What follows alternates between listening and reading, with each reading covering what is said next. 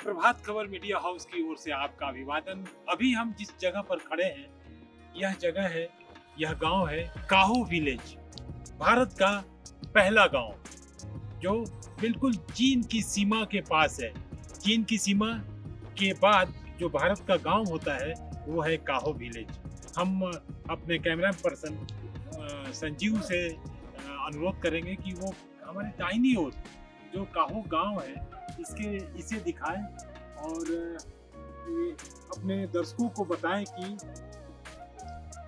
काहो के ठीक आप देखेंगे वो उस पहाड़ी पर जो सड़क जैसा कुछ दिख रहा है वो चाइना का हिस्से में है वो पहाड़ी, और वहाँ पर काफ़ी तेजी के साथ चीन की ओर से सड़क का निर्माण कराया जा रहा है। और उसके ठीक नीचे आप देखेंगे कि जो एक और पहाड़ी जाती है वही एक तरह से दोनों देशों के बीच में सीमा रेखा है। और इस सीमा रेखा के जस्ट तुरंत ही बगल में ये काहो गांव है जो भारत का पहला गांव हुआ। और यहाँ के लोगों से हमने बातचीत की और फिर उनसे संवाद करने की कोशिश करते हैं और यहाँ के बारे में उनसे जानने की कोशिश करेंगे। हमने जैसा कि जिक्र किया 1962 के पहले इस गांव से, काहो गांव से, और चीन में अभी जो गांव दिखाई भी दे रहा है उसके बीच में रोटी बेटी का संबंध था। यह ठीक वैसा ही रहा होगा जैसा कि आज हमारे भारत और नेपाल के सीमा के बीच में जो रोटी बेटी का संबंध चलता है उसी तरह का। लेकिन उस युद्ध के बाद यहाँ के लोगों ने जैसा कि बताया पूरी तरह से संवाद खत्म हो चुके हैं और कोई बातचीत नहीं है, कोई संपर्क की कोशिश भी नहीं है। और इस संदर्भ में हम इस गांव के जीबी, गांव बूढ़ा एक टर्म है यहाँ जिसका इस्तेमाल लोग करते हैं, उसका मतलब होता है गांव के प्रधान। तो गांव के प्रधान से जो महिला है उनसे हम बातचीत करने की कोशिश करते हैं और समझते हैं काहो के बारे में।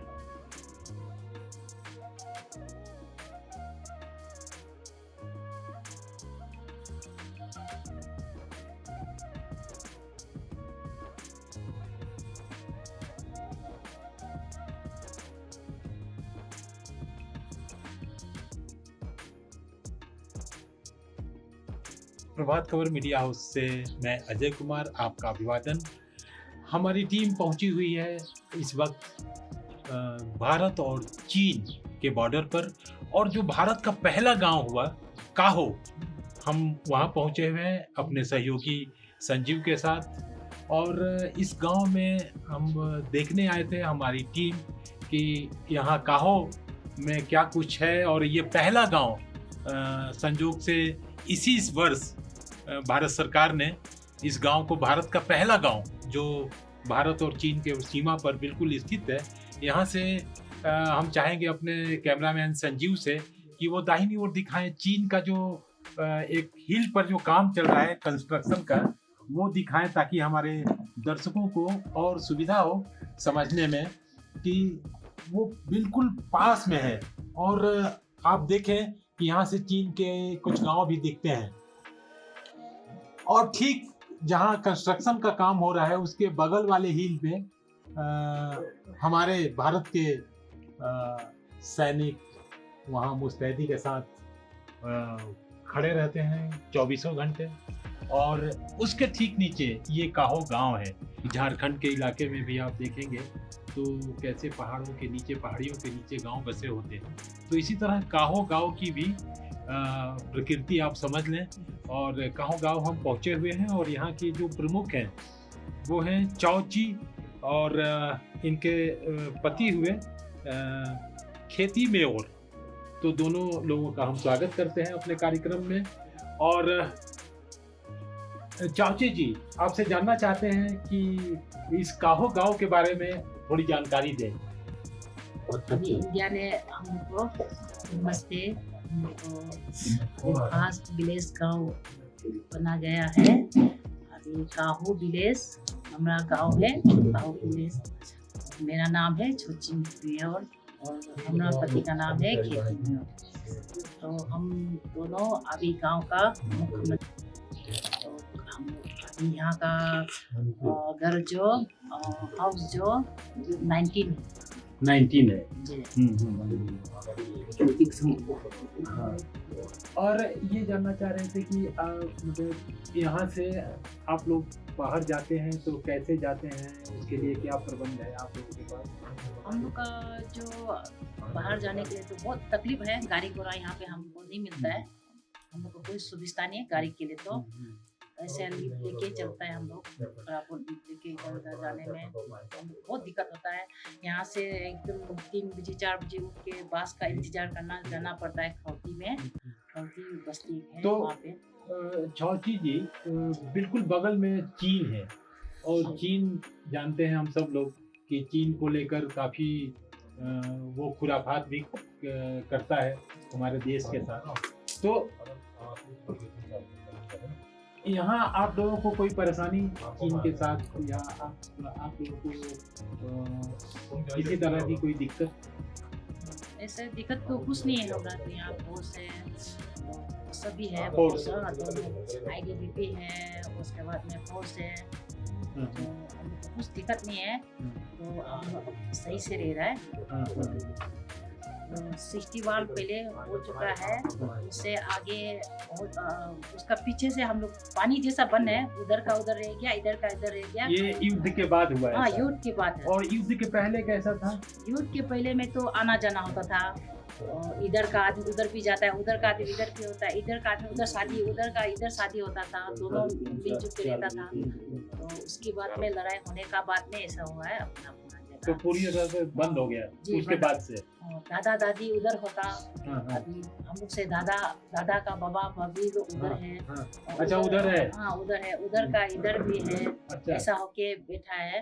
तो अपना युद्ध के बाद में तो अपना हम लोग इंडिया तो, में क्या बोलते, तो आपके जो संबंधी होंगे उनके साथ किसी तरह का संपर्क है? कुछ संपर्क नहीं है। पूरा पानी जैसा बन है, पानी अच्छा। जैसा हम लोग थोड़ा एकदम थोड़ा भी संपर्क नहीं है हम लोग का। उधर का क्या हाल है हम लोग को पता नहीं है, यहाँ का क्या हाल है उन लोग को पता नहीं है। मन में होता है कि हालचाल जाने? तो हम लोग को अभी तो हम लोग को बहुत सुखी है, हमको कोई मतलब नहीं है अभी हम लोग का जनरेशन में। जो पहले में होता होगा ये सब, हमको मिलने का मन होता होगा। अभी हम लोग का जनरेशन में तो बिल्कुल भी वैसा कुछ नहीं है हम लोग को। आपको ध्यान है कि उधर की कोई महिला की शादी इधर हुई हो? हाँ, उधर का महिला इधर शादी हुआ है, इधर का महिला उधर शादी हुआ है। अच्छा। उसके बाद में हम अपना अपना अभी तो उन लोग का अपना रह गया, हम लोग का यहाँ रह गया, अपना अपना संपन्न में बैठ रहा है। हम लोग कोई मतलब नहीं है अभी। तो हम लोग से आगे होता भी होगा, हम लोग का पापा मम्मी से तो संबंध तो थोड़ा देखने का मन होता होगा। अभी हम लोग का जनरेशन में तो बिल्कुल भी नहीं है। चाची जी, ये होम स्टे कैसे आपने बनाया? हम बिहारो काम करके हम बनाया। अच्छा जी। उसके बाद में और कुछ छोटा मोटा हम लोग को कॉन्टेक्ट मिलता है। ये एक मिनट, ये BRO मतलब बॉर्डर रोड ऑर्गेनाइजेशन में काम करती थी और एज ए लेबर, और वहाँ से उन्होंने धन एकत्रित किया, धन इकट्ठा किया काम करने के बाद।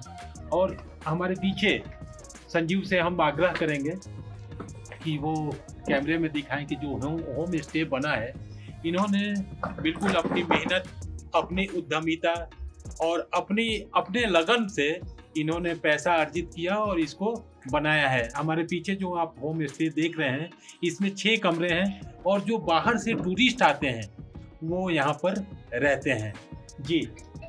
और बाकी लोगों का क्या है, घर गृहस्थी कैसे चलता है? वो लोग बिहारों में काम करके, उसके बाद में अभी फौजी से पोटर में काम करके हम लोग को अभी घर परिवार चलता है, बच्चा को पढ़ाता है।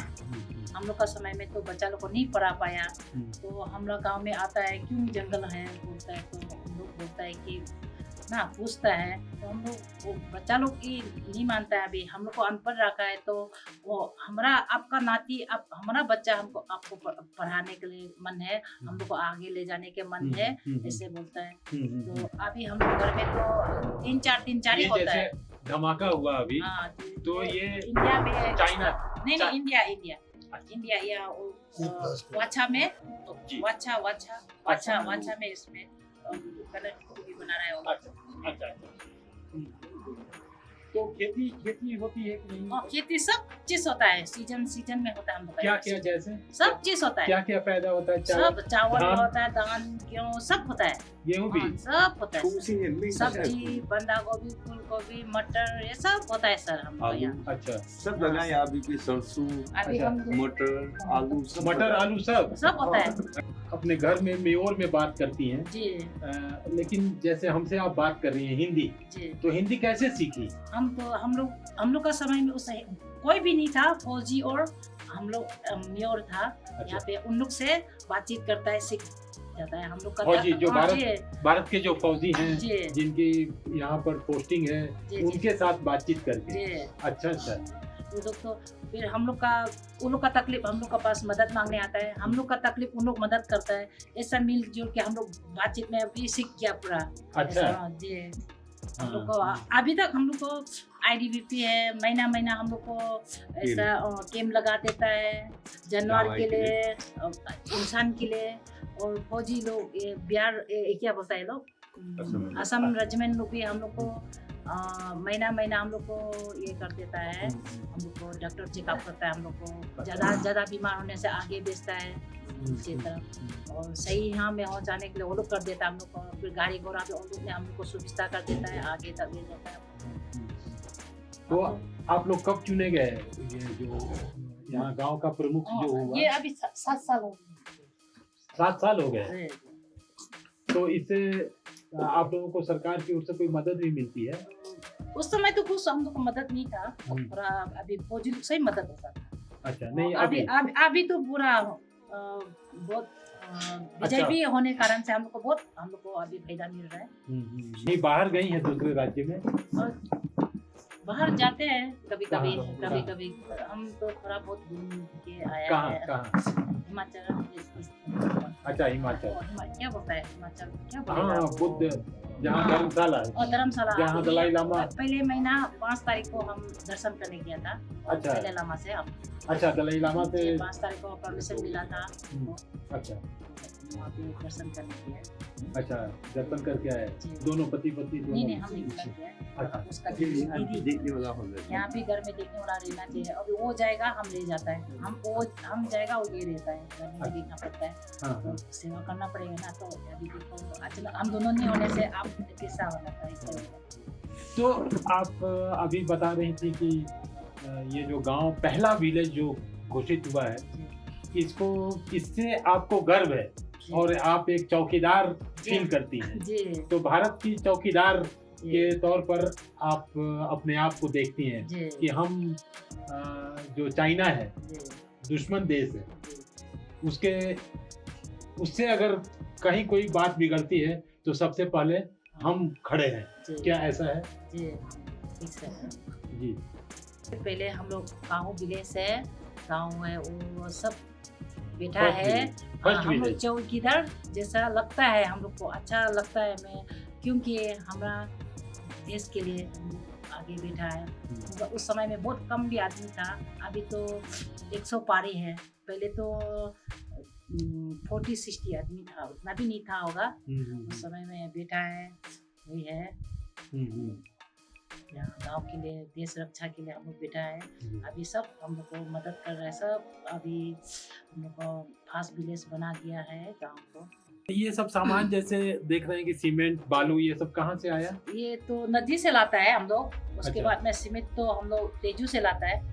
चाइना बॉर्डर पर स्थित भारत के पहले गांव के बारे में हम लोग बात कर रहे थे, और ये गांव है काहो विलेज। काहो में 19 परिवारों का यह गांव, काफ़ी शांति प्रिय लोग और बौद्ध धर्म को मानने वाले लोग हैं। और जैसा कि हम लोगों ने समझा है, जाना है कि यह जो पूरा इलाका है, यहाँ मातृशक्ति की काफ़ी पूजा होती है और परिवार से लेकर समाज चलाने में महिलाओं की बड़ी भूमिका है। बहरहाल हमारे साथ हैं ITBP के अधिकारी श्री अमर सिंह जी। हम इनसे जानने की कोशिश करते हैं कि काहो विलेज को जो पहला गांव घोषित किया गया, इसके बारे में वो कुछ और जानकारी दें, और साथ में कि ये फर्स्ट विलेज घोषित होने के बाद यहाँ क्या क्या और तब्दीलियाँ हुई, और साथ में यह भी कि जो सीमा है, अपनी सीमा, इसकी चौकसी, इसकी सुरक्षा को लेकर वो क्या कुछ हमें जानकारी दे सकते हैं। मैं सहायक सेनानी अमर सिंह ITBP।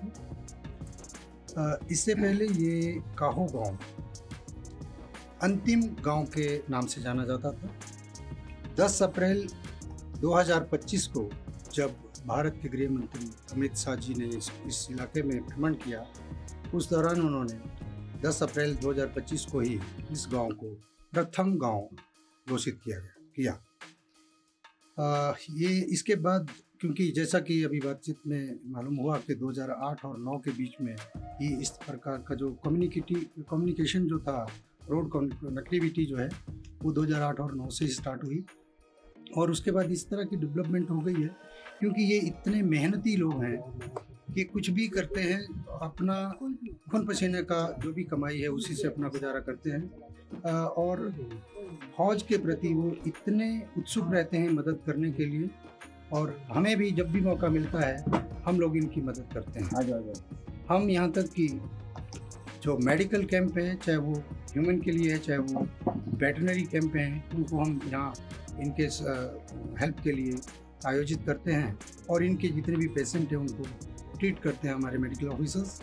ये टाइम टू टाइम हम ये करते हैं। और उसके अलावा यहाँ पर जो सेना है, सेना भी इनकी पूरी मदद करती है। इसी प्रकार गांव का हर व्यक्ति फौज के प्रति बहुत ही उत्साहित रहता है सेवा करने के लिए। ये लोग हमारे पोर्टर का काम भी करते हैं और बढ़ चढ़ कर के हिस्सा लेते हैं। इनका सहयोग हमारे लिए बहुत ही सराहनीय है।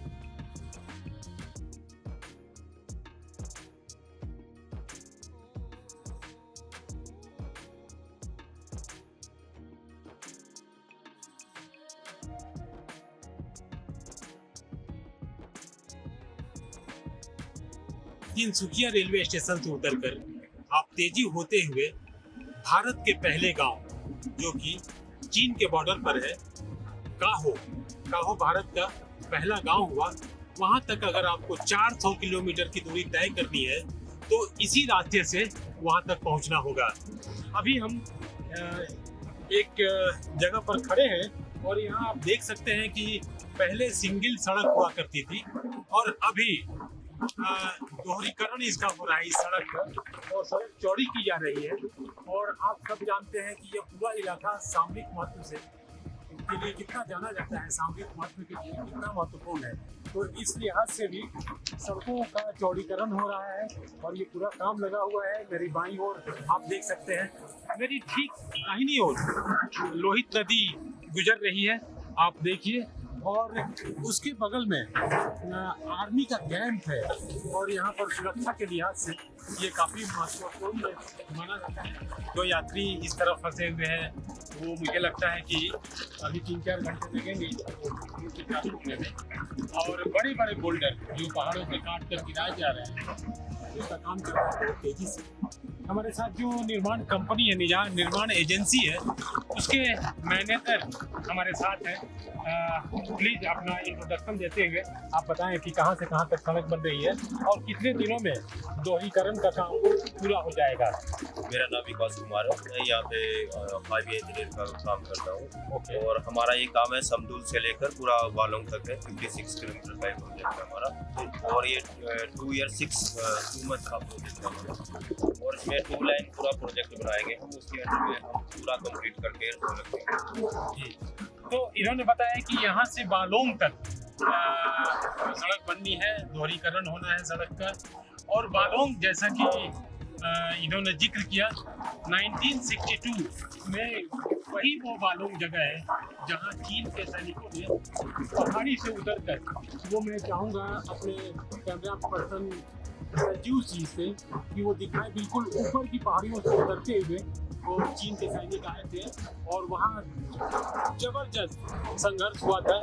और बालोंग में परिस्थिति बहुत छोटी थी, फिर भी सिख रेजिमेंट, कुमाऊं रेजिमेंट के हमारे सैनिक थे वहाँ, और तकरीबन ऐसा इतिहास में दर्ज है कि 4000 चीनी सैनिक इसमें मारे गए थे। हालांकि हमें भी, हमारे भी सैनिकों का काफी नुकसान हुआ था, लेकिन बालोंग वो बहुत ही महत्वपूर्ण जगह है, बहुत ऐतिहासिक जगह है, और वहाँ भी हमारी आर्मी के कैंप हैं। और जैसा कि हम लोगों ने अभी उनसे बात की, तो प्लीज आप कितने देरी से चल रहा है काम यहाँ पर? सर ये इसको तकरीबन 3 मंथ हो गए।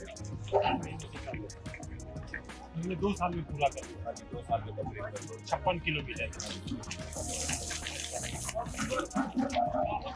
दोहरीकरण का काम हो रहा है। आगे दूसरा दूसरी है। बहुत धन्यवाद राहुल जी, आपने जानकारी दी। और ये सचमुच में बहुत ही चुनौतीपूर्ण यहाँ पर बालोंग गांव में है।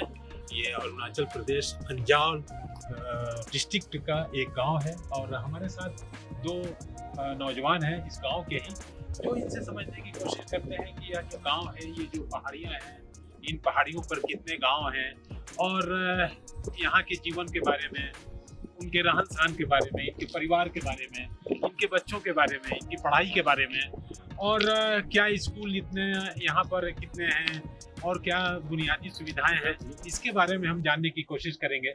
तो हम दोनों नौजवानों से बारी बारी से बात करने की कोशिश करके ये जानने की कोशिश करते हैं। तो आप सबसे पहले, आपका स्वागत है, और आप अपना नाम बताएं, और इन पहाड़ों के बारे में कहानियाँ कुछ अगर हो आपके पास, तो उसके बारे में, आपका नाम क्या हुआ उसको बताएं, और उसके बाद हम बाकी। जी थैंक यू। आप इतना दूर से आए हैं, आपका प्रभात खबर जो है इतना यहाँ आके हम लोग को कोऑपरेट कर रहा है। जी, हम लोग दिल से धन्यवाद देते हैं आपको, थैंक यू। और सारा अंजाव का तरफ से, सारा अरुणाचल का तरफ से आपको थैंक यू देते हैं। जी, हम लोग को समझा आपने कोऑपरेट करेगा बोल के। जी जी जी। तो आपने पूछा है यहाँ का बारे में, थोड़ा जी। बताइए। जी जी ये जो है एक अंजाव जिले के अंदर है। जी। ये अंजाव में 7 साइकिल है, जैसे कि आप ये वालोंग जो साइकिल में जी 7 जी। में से ये वालोंग एक में है। बालोंग। जी वालोंग की बिटू हो गया, जैसे कि साइकिल की उधर में हम लोग का हवाई हो गया, हाँ हाँ और मंचल हो गया, गोयलन, चकला, मेटलन हाँ। तो साइकिल। नहीं, ये इतना जो पहाड़ है जाओ डिस्ट्रिक्ट का, इसमें कितने गांव हैं, और उन गांवों में क्या कभी आपने सुना हो कि कोई पुलिस के पास किसी लड़ाई, किसी आपस में लड़ाई झगड़ा कुछ हुआ हो, और इसको लेकर पुलिस के पास मामला गया हो, ऐसा कुछ आपके पास जानकारी में है? वैसे हम लोग का यहाँ अंजाव में अप्रोक्सीमेटली 300 से अबव 300। गाँव है। ओके। तो यहाँ के लोग जो है, हम लोग जो है एक इनोसेंट है, और माने शांति को हम लोग मानता है। जी जी जी। यहाँ का हम लोग जैसे कि पहाड़ को मानता है, जैसे कि सूरज को मानता है, और मिट्टी को मानता है। उसी तरह हम लोग भी उसका जैसे ये नदी जैसे बहते हैं स्लोली हाँ हाँ। वैसे ही शांति वाले हम। कोई आज तक इधर अपराध नहीं हुआ, कोई मारपीट, कोई हिंसा की घटना इन 300 से ज्यादा जो गांव है, उनके भीतर कभी कोई ऐसी बात नहीं हुई? हमने ऐसा सुना है क्या? ये हाँ, आपने सही सुना है, क्योंकि यहाँ के लोग जो है मारपीट या झगड़ा में दूर रहता है। जी जी। क्योंकि आपका पुलिस रिपोर्ट में भी देख सकता है, अंजाव जो है फोन में 0 आ सकता है। हाँ। मैं भी, मेरा इतना वो रिपोर्ट नहीं है, लेकिन मैं भी 0 आएगा। ज्यादातर हम लोग यहाँ के लोग झगड़ा वगैरह करने में हाँ। विश्वास नहीं रखता है। जो भी बात होता है हम लोग बैठ के आपस में बाय बया में, किसी के साथ कुछ हो गया, किसी प्लेन के साथ कुछ बातचीत, कुछ मिट्टी का हो गया, या कुछ आपस में सामान कुछ गायब हो गया, कुछ भी हुआ, तो हम लोग आपस में बैठ के बात करते हैं। कम्युनिटी डिसाइड करता है आप गलती किया तो ऐसा करना चाहिए। ये पंचायत या गांव का जो लोग होते हैं वो आपस में बैठ के बैठ के कोई भी विवाद समाधान करते हैं। हाँ, एक हम लोग मीडिएटर टाइप में हम लोग हर एक टाइप होता है, हाँ। मीडिएटर टाइप में उसको समझते हैं और आपस में सॉल्व करना है, सुख शांति और शांति को ही मानता है। इसलिए हम लोग बात जो है अब लंबा नहीं खींचना है, मेरा बच्चा तक नहीं रहना है, क्योंकि हम लोग बात को अपना जनरेशन में वहीं खत्म करना चाहिए। ओह वाह, बहुत अच्छा है, थैंक यू राहुल। हमारे साथ एक और इसी गांव के नौजवान हैं और इनसे जानना चाहते हैं, जैसा कि इन्होंने कहा कि वालोंग, हम लोगों ने इसके पहले की वीडियो में भी बात की थी कि 1962 वॉर के समय यहाँ काफ़ी लड़ाई हुई थी इंडियन आर्मी, इंडियन फौज के साथ, और चाइना के काफ़ी सैनिक यहाँ घुस गए थे और उन लोगों के साथ ज़बरदस्त एक तरह से रिटेलिएशन हुआ था, हिंसा हुई थी। और उसके बारे में वो कहानी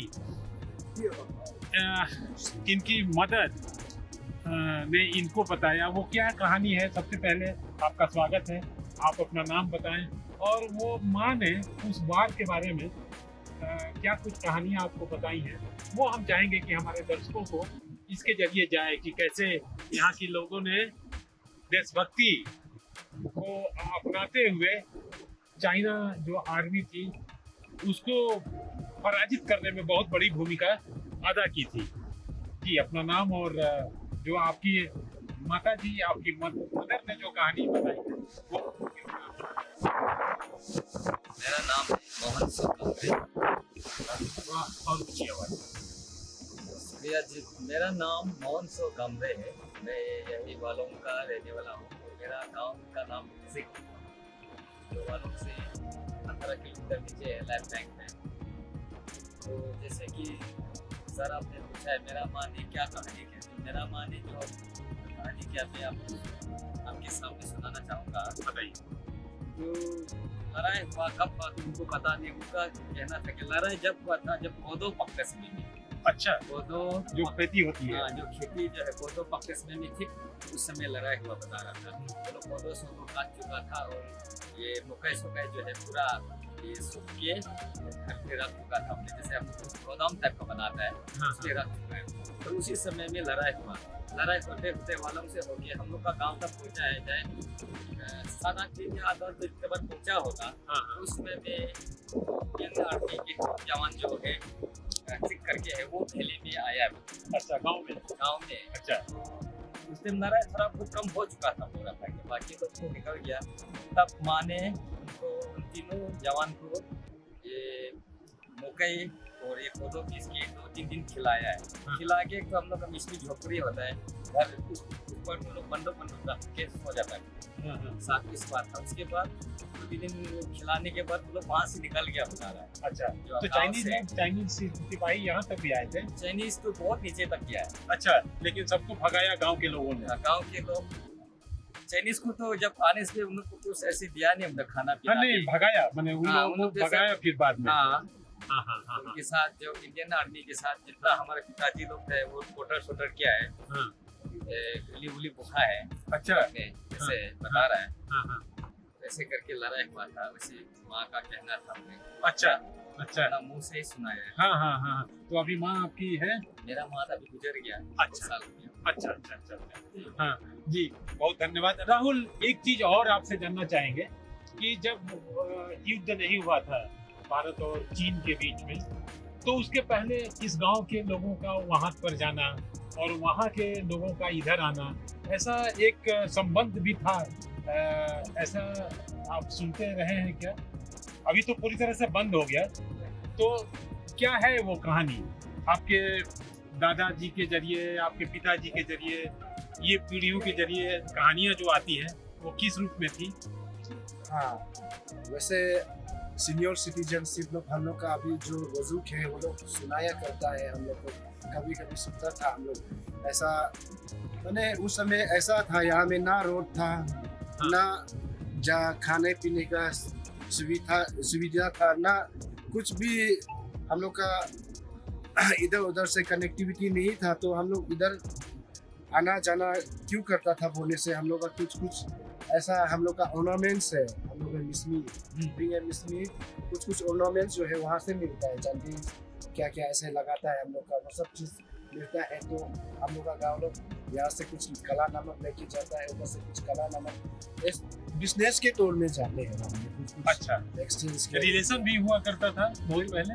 रिलेशन बने हम लोग का ऐसे बिजनेस रिलेशन था होगा कुछ लेना वहाँ पे, अच्छा, वहाँ से। ऐसा करके। हाँ। ये 1962 के पहले की बात है। पहले बहुत पहले के हाँ हाँ। और यहाँ के लोग माने 62 से पहले जो है कोई इधर बॉर्डर में बैठा हुआ था, वो उधर चला गया।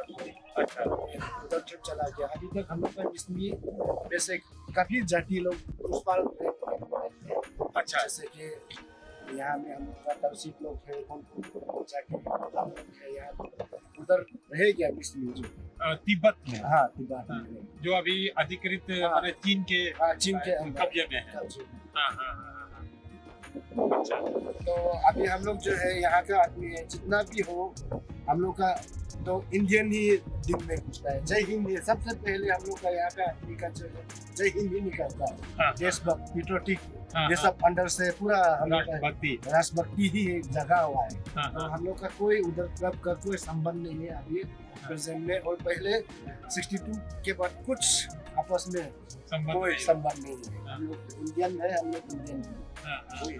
थैंक यू जी, बहुत धन्यवाद राहुल। अभी हम लोग बात कर रहे थे कि जो सीमा है भारत और पाकिस्तान की सीमा से लगा हुआ जो गांव है, भारत और चाइना के बीच की जो सीमा है, वहाँ के गांव की क्या स्थिति है और उसके संबंध में उसकी बहुत सारी कहानियाँ हमने दो नौजवानों से सुनी और काफ़ी दिलचस्प है और काफ़ी ये प्रेरित भी करती है कि यहाँ के लोग किस तरह से अपने मुल्क के प्रति, अपने देश के प्रति वो जज्बा रखते हैं, राष्ट्रभक्ति की भावना रखते हैं। और उसके बाद से भले वार के पहले आना जाना, चाहे वो व्यापारिक तरीके से हो या और भी किसी संबंध के चलते, उसके बाद से पूरी तरह से बंद हो गया। और उस वार के दौरान भी हम लोगों ने बातचीत की। उन्होंने बताया कि कैसे यहाँ गांव के लोगों ने चीनी सैनिकों को खदेड़ दिया था और उनको वापस जाने पर भारतीय फौज के साथ मिलकर उन्होंने उन्हें वापस जाने पर मजबूर किया था। तो इसी कहानी के साथ हम आपसे लेते हैं विदा। हमें अजय कुमार और हमारे सहयोगी संजीव को दीजिए इजाजत। बहुत बहुत धन्यवाद। नमस्कार। प्रभातखबर.com, विश्वास वही, रफ्तार नहीं।